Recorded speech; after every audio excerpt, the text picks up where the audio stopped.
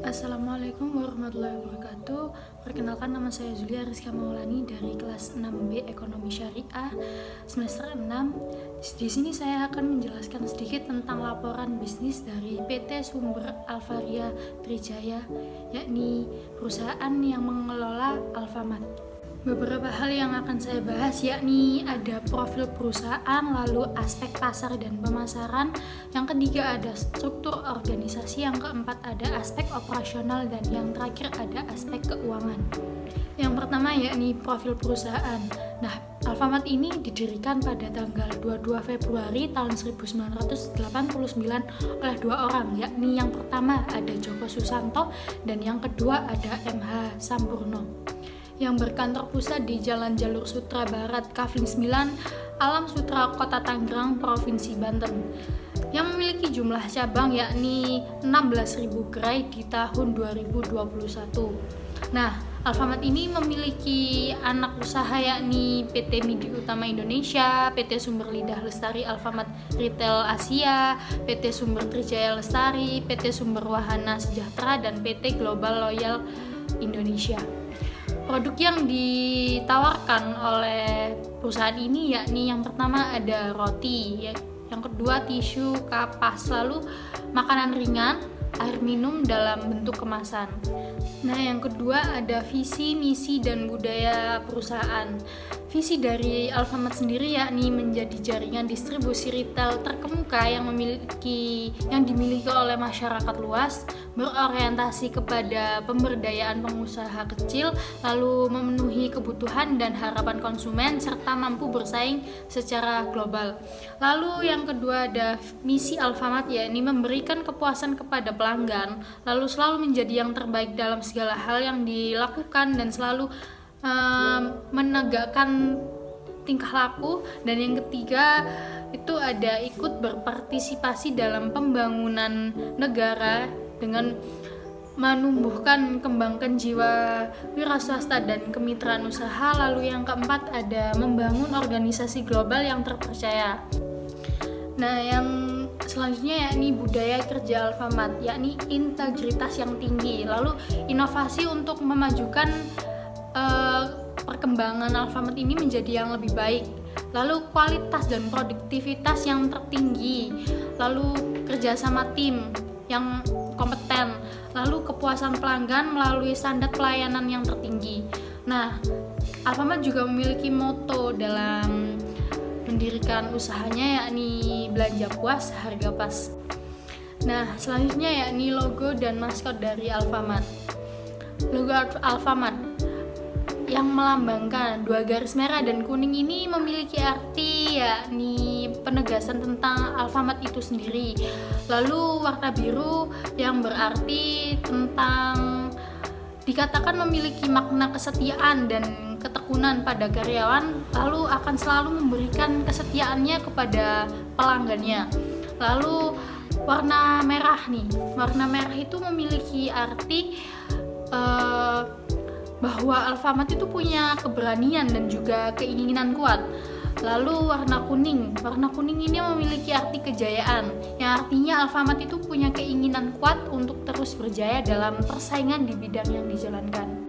Nah, yang kedua ini maskot dari Alfamart. Bisa dilihat ini maskot ini namanya Albi. Maskot Albi ini adalah seekor lebah yang ramah, memiliki karakter yang menyenangkan dan siap membantu siapa saja yang membutuhkan pertolongan.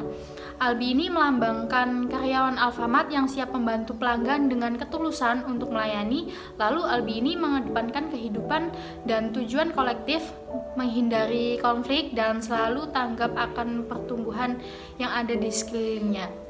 Selanjutnya, penghargaan yang diraih oleh Alfamart. Berikut ini yang saya sebutkan hanya penghargaan di tahun 2019.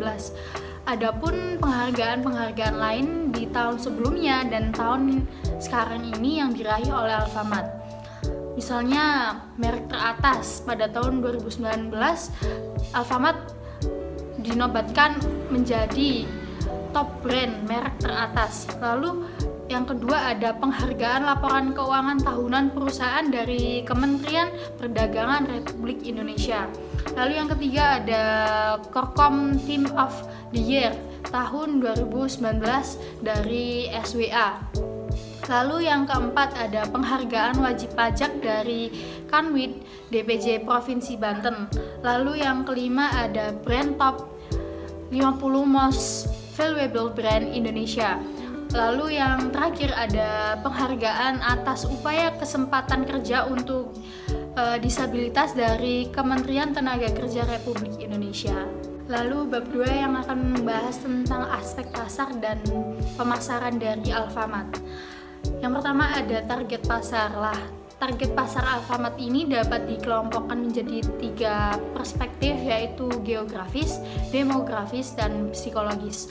Yang demografis ini mencakup area perumahan, fasilitas publik, dan gedung-gedung perkantoran. Lalu yang demografis ini mencakup ibu-ibu rumah tangga, anak-anak, lalu kelas ekonomi menengah. Dan yang terakhir yakni psikografis, yakni mencakup kenyamanan dan pelayanan yang ramah. Nah, selanjutnya ada situasi persaingan. Tidak diragukan lagi, kita pasti mengetahui pesaing-pesaing dari Alfamart. Contohnya, kita ambil contoh dari pesaing yang sangat ketat, yakni Indomaret, di mana letak toko pun bersebelahan atau berdekatan jaraknya. Lalu apa sih yang dilakukan Alfamart untuk melakukan perlawanan dari persaingan usaha ini? Yakni Alfamart berusaha menggunakan strategi competitive advantage dan differentiation advantage. Strategi competitive advantage yang dilakukan oleh Alfamart yakni dengan menggunakan pendekatan keunggulan harga. Lalu Alfamart juga berusaha menjual produknya dengan harga yang lebih murah dengan kualitas yang sama baiknya. Lalu selain itu, strategi competitive advantage yang lain digunakan adalah melakukan inovasi-inovasi baru dalam pelayanan yang diberikan. Lalu strategi perusahaan Alfamart ini yakni memperluas jaringan distribusi gerai dengan format yang beragam, pengembangan distribution center, lalu memberikan kepuasan kepada konsumen dengan berfokus pada produk dan pelayanan prima, dan mengedepankan aspek pemilihan lokasi-lokasi gerai yang strategis, pemanfaatan jaringan gerai perseroan, lalu hubungan yang baik dengan mitra bisnis perseroan yang meningkatkan pelaksanaan tanggung jawab sosial dan perencanaan keuangan yang matang. Nah, struktur organisasi dari PT Sumber Alvaria Trijaya yang dibedakan menjadi 3, yakni manajemen tingkat 1, manajemen tingkat 2, dan manajemen tingkat 3. Manajemen tingkat 1 yakni ada Board of Commissioner, lalu Board of Direction, dan Audit Committee. Dan manajemen tingkat 2 ada Corporate Audit dan Corporate Legal.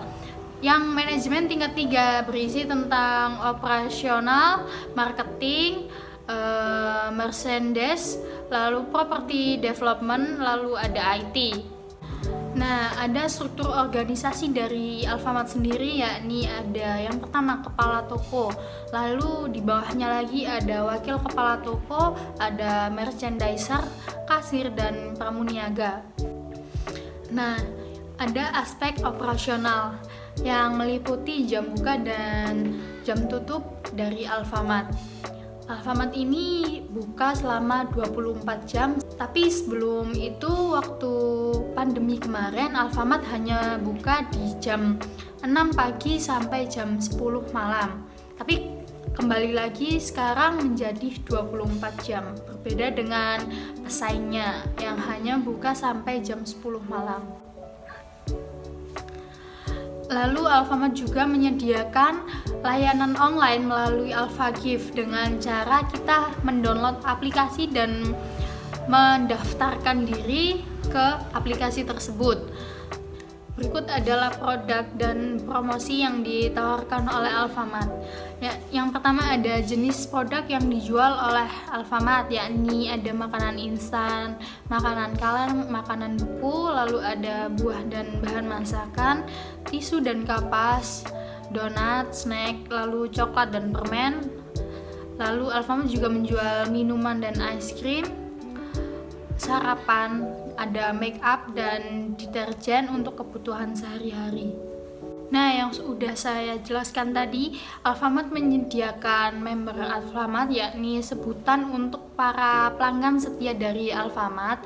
Nah, para member Alfamart ini akan mendapatkan berbagai macam keuntungan dan kejutan spesial dari Alfamart, seperti ada hematku, lalu kalender belanja, spesialku dan hadiahku, serta program eksklusif lainnya.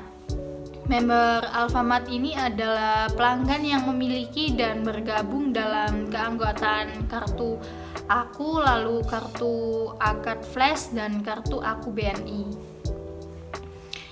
Nah, yang terakhir yakni laba dari Alfamart atau keuntungan yang diperoleh dari Alfamart. Jenis keuntungan yakni ada pendapatan makanan, lalu pendapatan bukan makanan, dan pendapatan jasa. Nah, pendapatan makanan Alfamart di tahun ini dari makanan yakni sebesar 12,84 triliun. Nah, yang pendapatan bukan makanan Alfamart mendapatkan keuntungan sebesar 6,39 triliun, dan pendapatan jasa dari Alfamart sendiri yakni mendapat keuntungan 6,12 miliar. Nah, berikut tadi adalah penjelasan saya mengenai laporan bisnis PT Sumber Alvaria Trijaya yang mengelola Alfamart. Cukup sekian dari saya. Wassalamualaikum warahmatullahi wabarakatuh.